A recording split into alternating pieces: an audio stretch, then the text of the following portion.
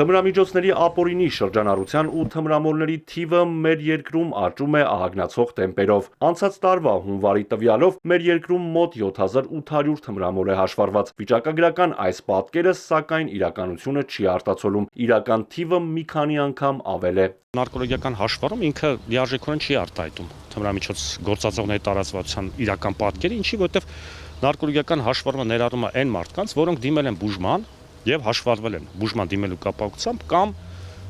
իրավապահ մարմինների ուղեգրերով կամ որոշումներով անցել են համապատասխան հետազոտություն տոքսիկոքիմիական, թմրամիջոցների նկատմամբ տոքսիկոքիմիական հետազոտություն են անցել ու այդ հիմքով են հաշվառվել։ Բազմաթիվ մարդիկ իհարկե դուրս են մնում, որտեվ գաղտնիք չէ որևէ մեկի համար, որ ինքը լատենտային բնույթի խնդիր է եւ շատերը չեն դիմում բուժման, շատերը չեն հայտնում իրավապահ մարմինների տեսադաշտում։ Մտահոգիչ է, որ վերջին տարիներին թմրամիջոցները շրջանառվում են նաև ուսումնական հաստատություններում, մասնավորապես դպրոցներում ու դպրոցամերձ տարածքներում։ Պատճառն ըստ մասնագետի թմրամիջոցների հասանելիությունն է դեռահասներին։ Թմրանյութ օգտագործում են նաև կանայք ու աղջիկները։ Տեսնում ենք պաշտոնական լրատվությունից, օրինակ նույն ներքին գործերի նախարարության, որ արդեն դեռահասներն են թմրամիջոցներ իրացնում։ Թմրամիջոցները գերազանցապես իրացվում են համացանցի միջոցով, որը թմրամիջոցներին ավելի հասանելի է դարձնում ավելի շատ մարդկանց ու այդ թվում դեռահասների։ Սոցհարթակներում, մասնավորապես Telegram ալիքներում թմրանյութերի ազատ առուվաճառք է տեղի ունենում։ Իրավապահները պայքարում են, առգրավում ահռելի չափի թմրանյութ, հոգեմետ դեղեր, փակվում են նաև վաճառքով զբաղվող բազմաթիվ էջեր, հետո նորերն են բացվում։ Այս չարիքի դեմ միայն իրավապահների պայքարը բավարար չէ, ասում է մասնագետը։ Իհարկե թմրամիջոցների բերած արհավիրքների դեմ պետք է պայքարել, այսպես ասած, միասնական, թե պետական ողջ համակարգի ներուժն օգտագործելով ու նաև ամբողջ հասարակությունը պետք է հասկանա, որ պետք է պայքարել սարատավոր երևույթի դեմ։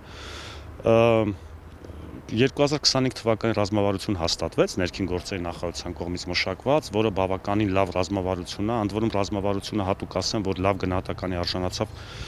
միջազգային ոլորտային կազմակերպության կողմից, խոսքը վերաբերվում է UNODC-ին, ՄԱԿ-ի թմրամիջոցների եւ հանցավորության դեմ պայքարի գրասենյակին։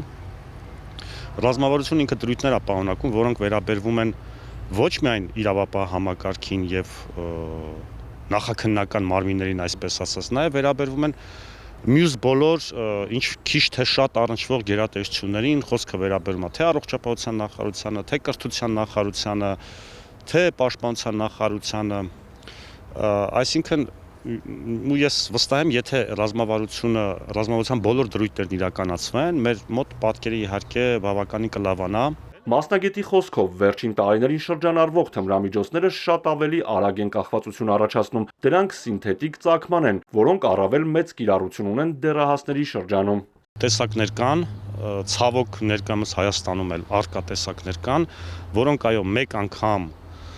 գործածելուց հետո մարդու մոտ անզուսպահ պահանջ առաջանում, անհաղթելի պահանջ կրկին գործածելու։ Իսկ դա արդեն կախվածության առաջին, այսպես ասած,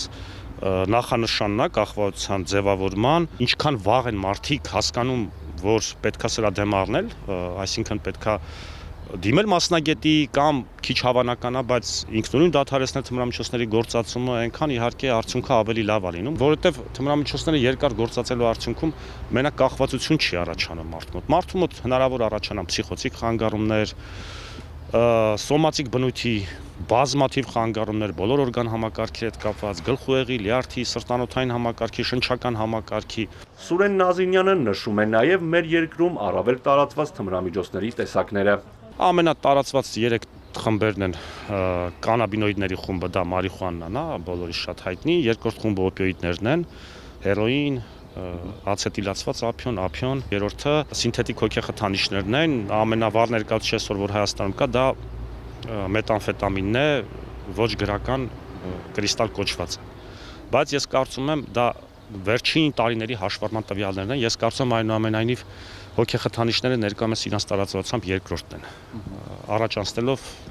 օպիոիդային թմրամիջոցներից։ Տարեկան տասնյակ հազարավոր մարդիկ թմրամիջոցների զոհ են դառնում։ 2018-ին Հայաստանում հանցագործության 570 դեպք է արձանագրվել։ 5 տարի անց թմրանյութերի ապօրինի շրջանառության դեպքերի թիվը հատել է 5000-ի շեմը։ Ստացվում է այն ավելացել է 10 անգամ։ 2025-ի հունիսին Հարթ բժշկական ամսագրում հրապարակված մետավերլուծությունների շարքում բժիշկներն ուսումնասիրել են սրտանոթային հավելյալ ռիսկերը։ Հաճույք ստանալու ակնկալիքով մեկ անգամյա օգտագործումը շատերի մոտ կախվածություն է առաջացնում, կործանելով ամբողջ կյանքը։ Համընդհանուր չարիքի դեմ համընդհանուր ու գիտակցված պայքար է պետք, այլապես թմրամոլության ահագնացող թվերի աճն ու դրա հետևանքները կարող են անդառնալի լինել։ Արթուր Հակոբյան, Ալեքսանդր Կիրոյան, Էպիկենտրոն։